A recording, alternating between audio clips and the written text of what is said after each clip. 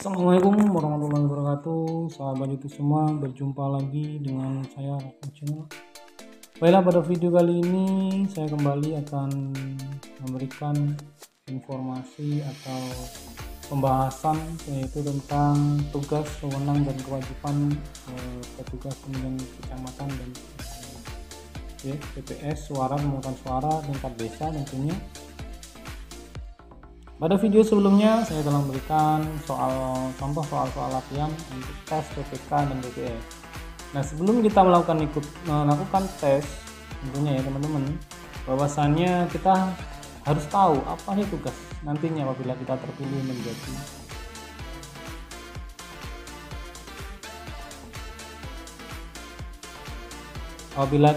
menjadi panitia pemilihan kecamatan ataupun panitia pemungutan suara. Kita harus tahu apa tugas dan tanggung jawab kita yang harus kita lakukan setelah nanti terpilih. Dan ini pun biasanya teman-teman sering muncul di soal-soal tes tertulis maupun tes wawancara untuk seleksi PPK dan BPS. Baiklah, bagi teman-teman yang baru mampir di channel saya, jangan lupa tentunya klik like, komen, dan share. Dan jangan lupa juga subscribe-nya serta tekan tanda lonceng untuk selalu mendapatkan informasi terkini tentang video-video dari kami. Baiklah ya, di sini bahwasannya untuk tugas, wewenang dan kewajiban PPK dan BPS untuk pemilihan umum tahun 2024, dasar hukumnya di sini yaitu Undang-Undang Nomor 7 Tahun 2017 dan PKPU Nomor 3 Tahun 2018 yang telah diubah PKPU-nya di sini jadi Nomor 36 Tahun 2018. Oke, kita next ke pembahasan, yaitu yang pertama adalah tugas PPK. Di sini tugas PPK ada beberapa poin ya, teman-teman. Tugas, wewenang dan kewajiban PPK ada di bab 3 ya. Namun untuk tugas dari PPK di sini berada pada pasal 21 yang berisi tentunya yang poin pertama ayat 1 di sini melaksanakan semua tahapan penyelenggaraan pemilu ya di tingkat kecamatan yang telah ditetapkan oleh KPU provinsi dan KPU kabupaten kota dan PPK. Untuk poin kedua atau pasal kedua ayat kedua di sini menerima dan menyampaikan daftar pemilih kepada KPU kabupaten kota, menerima dan menyampaikan daftar pemilih kepada KPU dan KPK. Untuk poin ketiga atau ayat ketiga di sini adalah menerima daftar pemilih tambahan dari PPS dan menyampaikan daftar pemilih tambahan kepada KPU kabupaten atau kota. Keempat, menerima dan menyerahkan laporan daftar nama Pantarlih atau petugas pencatat pemilih. 5. Melakukan verifikasi dan rekapitulasi dukungan calon perorangan atau perseorangan anggota Dewan Perwakilan Daerah atau DPD. Ya. Poin 6. Melakukan rekapitulasi hasil perhitungan suara dalam rapat yang dihadiri oleh saksi, peserta pemilih, dan Bawaslu kecamatan. 7. Mengumumkan hasil rekapitulasi. Poin 8. Membuat berita acara rekapitulasi perhitungan suara serta membuat sertifikat penghitungan suara. Itulah tugas dari PPK. Di sini masih lanjut tugas PPK sampai 13 poin, ada 13 ayat dari pasal 21 tadi untuk PKPU nomor 3 tahun 2018. Bahwasanya di yang ke-9 itu adalah menyerahkan berita acara rekapitulasi perhitungan suara kepada saksi peserta pemilu, Panwaslu, kecamatan dan kabupaten kota dan KPU ya tentunya.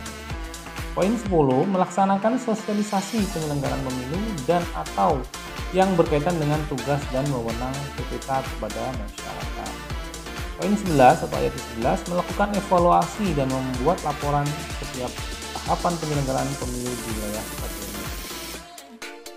Ke-12, melaksanakan tugas lain yang diberikan oleh KPU provinsi dan KPU kabupaten sesuai dengan ketentuan peraturan perundang-undangan. Dan ke-13 atau yang terakhir adalah melaksanakan tugas lain sesuai dengan peraturan perundang-undangan. Di sini mungkin nanti selain dari tugas yang sudah tercantum di PKPU nomor 3 tahun 2018 pasal 21, dan di sini ada 13 ayat, tentunya ada beberapa yang mungkin tidak tercantum di sini dan nanti akan merupakan ada keputusan dari KPU RI dan akan disampaikan ke KPU provinsi, kabupaten kota, dan akan ditugaskan kepada BPK.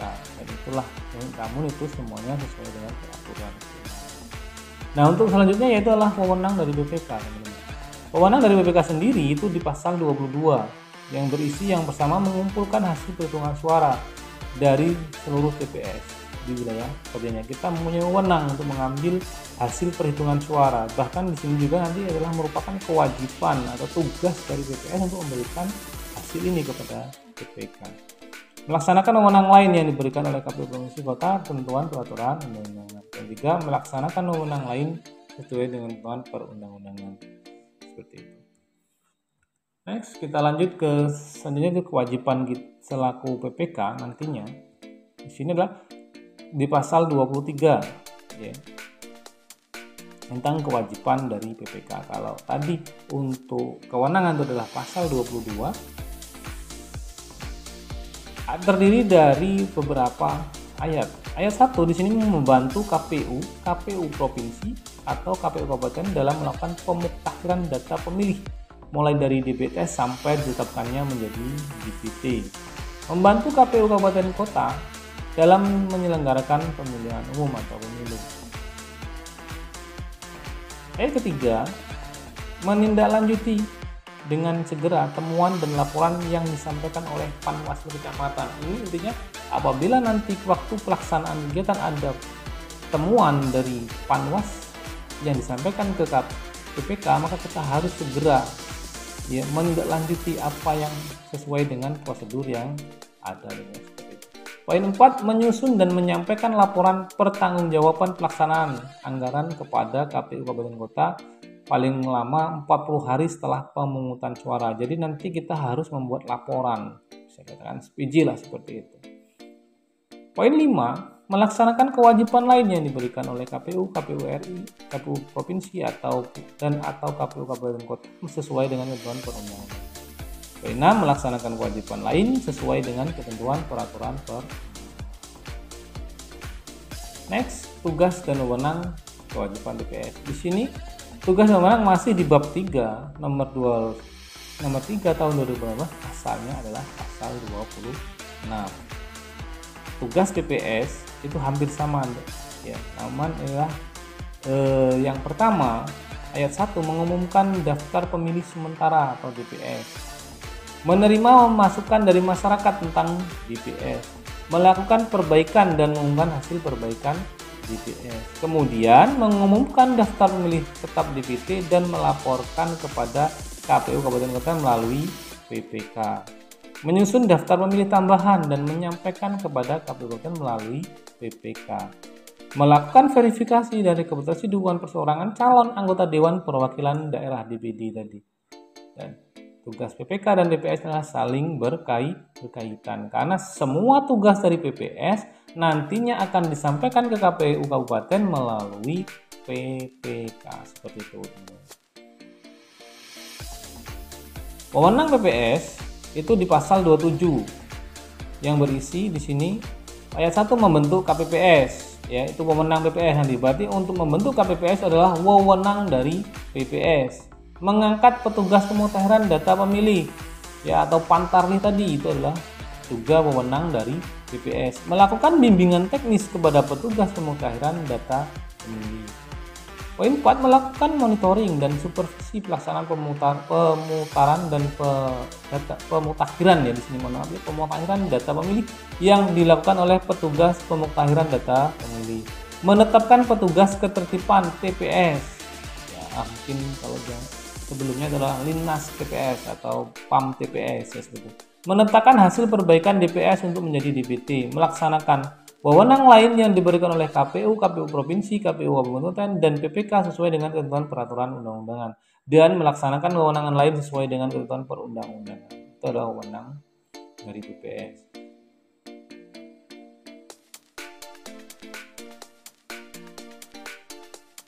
Poin 7, melaporkan nama anggota KPPS, Pantarlih, dan petugas tertib wilayah kerja kepada KPU Kabupaten Kota, melakukan bimbingan teknis kepada petugas penghitungan data pemilih, melaksanakan semua tahapan penyelenggaraan pemilu di tingkat kelurahan ditetapkan oleh KPU Kota dan BPK.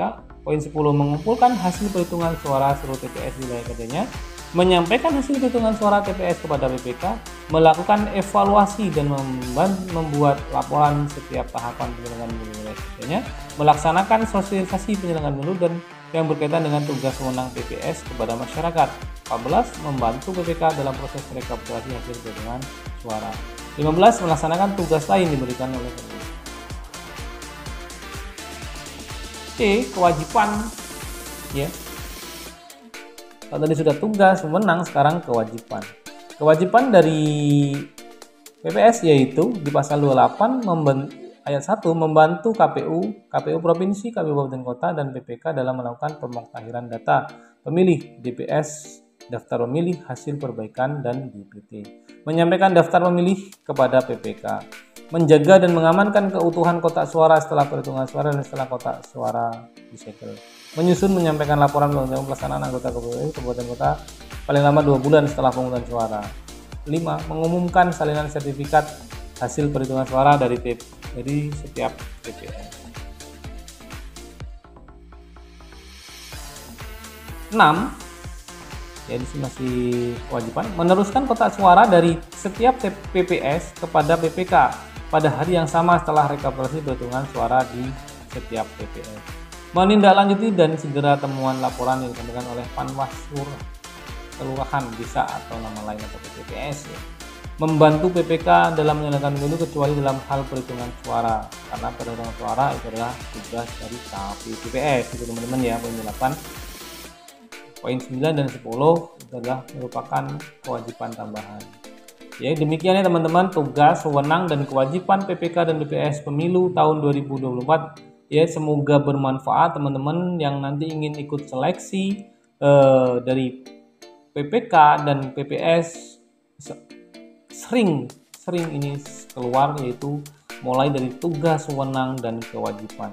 Jadi alangkah kurang pasnya apabila kita ingin ikut andil dalam PPK dan PPS namun kita belum mengetahui tugas dan wewenang apa yang harus kita lakukan. Ya, sumber dari ini adalah Undang-Undang Nomor 7 Tahun 2011, PKPU Nomor 3 Tahun 2018, dan PKPU Nomor 36. Ya, demikian ya teman-teman. Terima kasih ya sudah bergabung di channel saya, dan jangan lupa tentunya like, komennya teman-teman, dan share-nya apabila video ini bermanfaat. Semoga bermanfaat untuk kita semua, dan nanti teman-teman yang ikut tes saya doakan semuanya lulus. Terima kasih. Wassalamualaikum warahmatullahi wabarakatuh.